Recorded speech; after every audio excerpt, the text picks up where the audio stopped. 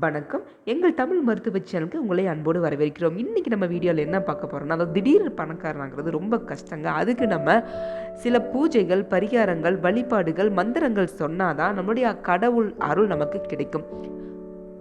அதனால இந்த வீடியோவில் சில மந்திரங்கள், சில பூஜைகள், வழிபாடுகள் நான் சொல்லியிருக்கேன். இது நிறைய பேர் பண்ணி நிறைய பலன் அடைஞ்சிருக்காங்க. அதனால் ஸ்கிப் பண்ணாமல் கேளுங்க. அதுக்கு முன்னாடி எங்கள் சேனலை சப்ஸ்கிரைப் பண்ணாதவங்க தயவுசெய்து சப்ஸ்கிரைப் பண்ணுங்கள். அப்போ தான் நாங்கள் போடுற ஆன்மீக தகவல்கள் டெய்லியும் உங்களுக்கு வரும். அன்றைய தினம் பூஜைகள், வழிபாடுகள், என்னென்ன செய்யலாம், என்னென்ன செய்யக்கூடாது அப்படிங்கிற அப்டேட்கள் உங்களுக்கு நாங்கள் டெய்லியும் நான் சொல்கிறேங்க. அதனால் மறக்காமல் எங்கள் சேனலை சப்ஸ்கிரைப் பண்ணுங்கள், மற்றவர்களுக்கு ஷேர் பண்ணுங்கள். வாங்க வீடியோக்குள்ளே போகலாம். திடீர் பணக்காரனாகிறது ஒரு லக்கு தாங்க சொல்லுவேன். அதை நம்ம எவ்வளோ தான் உழைச்சாலுமே நமக்கு பணம் சேராது. அதாவது கட்டுக்கட்டாக பணம் சேரணும்னா சில லக்குகள் வேணும், அதாவது அதிர்ஷ்டங்கள் வேணும். அந்த அதிர்ஷ்டங்கள் கிடைக்கிறதுக்கு நமக்கு என்ன வேணும்? கடவுளுடைய அருள் வேணும். அந்த அருள் கிடைக்க நம்ம என்ன பண்ணணும்? அவங்கள கரெக்டாக நம்ம வழிபடணும், அவங்களுக்கு பூஜைகள் பண்ணணும், அவங்களுக்குரிய மந்திரங்கள் நம்ம சொல்லணும். அதை நம்ம கரெக்டாக ஃபாலோ பண்ணிட்டு வந்தாலே நமக்கு கடவுளுடைய அருள் கிடைச்சா தானாக எல்லாம் நமக்கு சேரும். அப்படிப்பட்ட ஒரு ட்ரிக் தாங்க நான் சொல்கிறேன். அதாவது யாரை வழிபடணும்னா, உங்களுக்கே தெரியும், பணக்கார சுவாமி யாருனாலே எல்லாருக்குமே தெரியும், அது நம்ம வெங்கடாச்சலம், அதாவது பெருமாள் தான். அந்த பெருமாளை நம்ம எப்படி கும்பிடணுங்கிறது ரொம்ப முக்கியம். அதாவது அவரை சில முறைகளில் வழிபாடு பண்ணணும், சில மந்திரங்களில் சொல்லணும். எந்த முறையில் நீங்கள் வழிபாடு பண்ணணும் அப்படின்னு கேட்குறீங்கன்னா, அதாவது ஒவ்வொரு சனிக்கிழமையும் ரொம்ப முக்கியங்க, பெருமாளுக்குரிய உகந்த நாட்களாகும். முக்கியமாக புரட்டாசி சனிக்கிழமைங்கிறது ரொம்ப முக்கியங்க.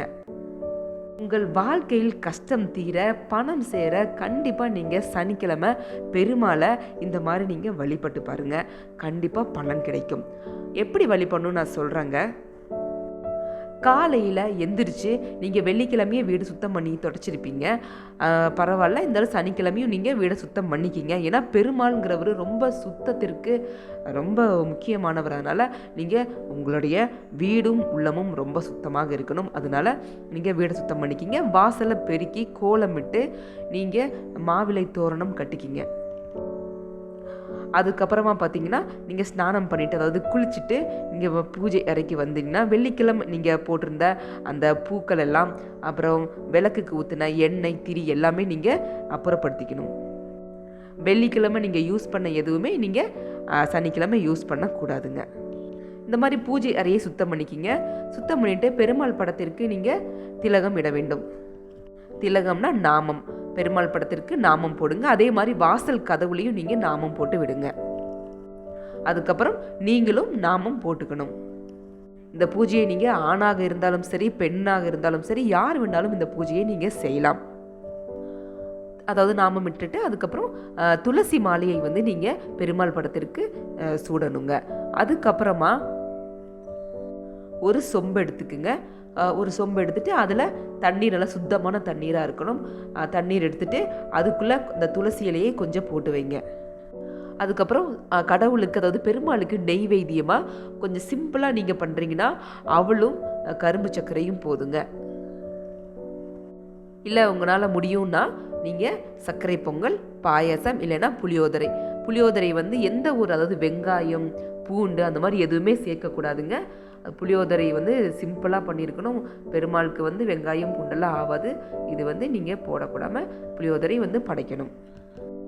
இந்த மாதிரி நெய்வேத்தியம் நீங்கள் ஒரு வாழை இலையில் படைச்சிட்டு ஒரு டம்ளர் தண்ணீரும் பக்கத்தில் வச்சுக்கோங்க.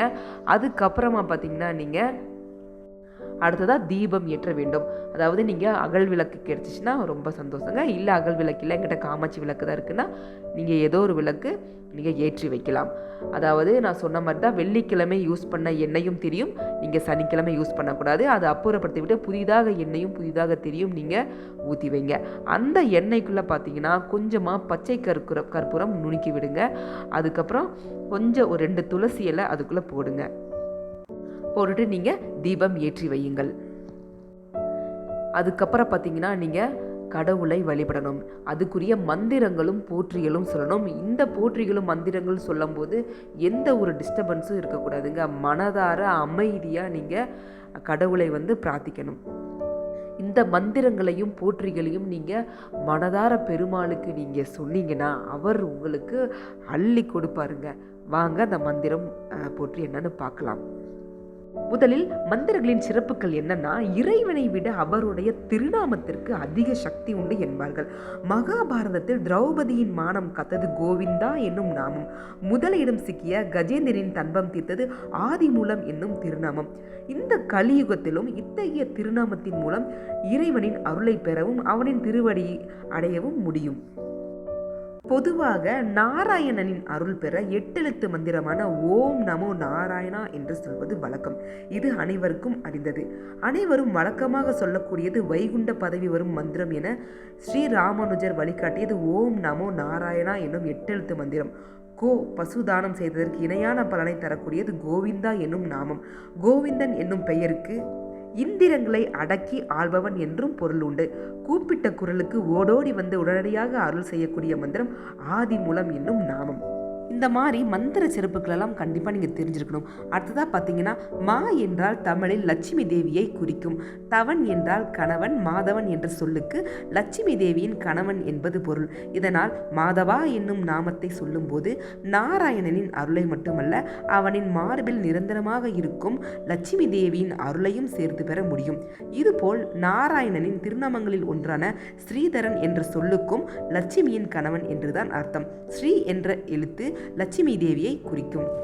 இப்படி நாராயணனின் திருநாமங்களின் மகிமையையும் அவை தரும் பலன்களையும் சொல்லிக்கொண்டே போகலாம். ஆனால் 26 எழுத்துக்கள் கொண்ட ஒரே ஒரு மந்திரத்தை சொன்னாலே போதும், நாராயணனுக்கு உரிய 3 மந்திரங்களை சொன்ன பலனை பெற முடியும் என்பது பலரும் அறியாத விஷயம். இந்த மந்திரத்தை சொன்னால் பெருமாளின் திருவருளை எளிதில் பெற்றுவிடலாம். ஆனால் இந்த விஷயம் தெரியாமலேயே நம்மில் பலரும் வழக்கமாகவே அந்த மந்திரத்தை சொல்லிக் கொண்டுதான் இருக்கின்றோம். 3 மந்திரங்களை சொன்ன பலனை தரக்கூடிய மந்திரம் வேறு ஒன்றும் இல்லைங்க, விஷ்ணு காயத்ரி மந்திரம் தான். விஷ்ணு காயத்ரி மந்திரத்தில் நாராயண மந்திரம், வாசுதேவ மந்திரம், விஷ்ணு மந்திரம் என 3 மந்திரங்கள் உள்ளன. இதில் நாராயண மந்திரம் என்பது ஓம் நமோ நாராயணாய என்னும் 8 எழுத்து மந்திரம். வாசுதேவ மந்திரம் என்பது 12 எழுத்துக்களை கொண்ட ஓம் நமோ பகவதே வாசுதேவாய என்ற மந்திரம். விஷ்ணு மந்திரம் என்பது ஓம் விஷ்ணுவே நம என்ற 6 எழுத்து மந்திரம். இந்த மந்திரங்கள் வந்தீங்கன்னா ரொம்ப சிறப்பு வாய்ந்ததுங்க. அந்த சிறப்புகள் என்னன்னு பார்த்தீங்கன்னா, அதாவது இந்த 3 மந்திரங்களின் கூட்டுத்தொகை 26.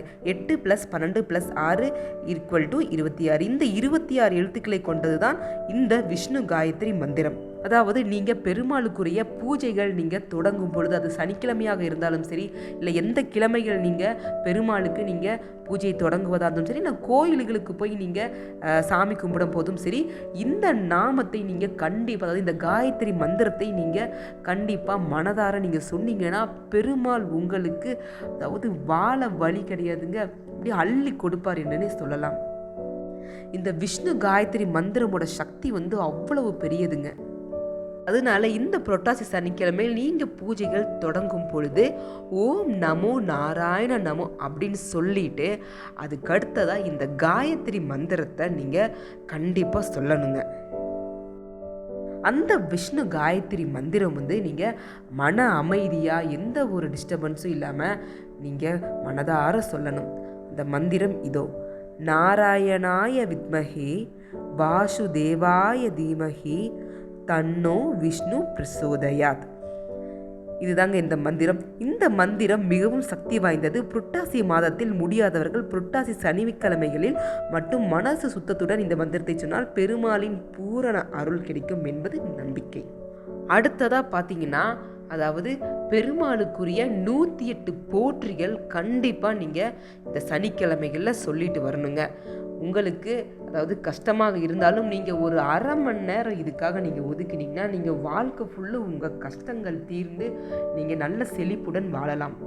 இந்த மந்திரத்தையும் நீங்கள் மன அமைதியுடன், அதாவது சிந்தனை எங்கும் சிதறாமல் மனதார சொல்லி வழிபடுங்கள்.